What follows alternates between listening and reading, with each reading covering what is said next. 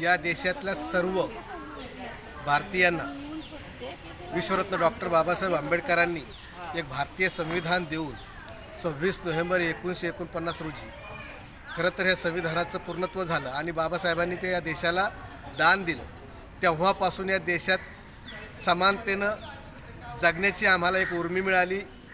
खऱ्या अर्थानं हे संविधान सर्व भारतीयांसाठी एक पवित्र ग्रंथ या देशाचा ठरलेला आहे आणि याच देशाचा अमृत महोत्सवी 75 वर्ष होऊन 76 वर्ष होऊन 77व्या वर्षात आपण पदार्पण करत आहोत. म्हणून या संविधानाचा एक जागृती म्हणून, या संविधानाच्या रक्षणाची एक आपली जबाबदारी म्हणून येत्या 26 नोव्हेंबर 2025 रोजी भिडेवाडा ते डॉक्टर बाबासाहेब आंबेडकर यांच्या पुतळ्याजवळ आपण एक संविधान वॉक रॅली आपण काढत आहोत. तर या संविधान वॉक रॅलीमध्ये वॉक फॉर संविधान या नावाने आपण ही रॅली काढत आहोत.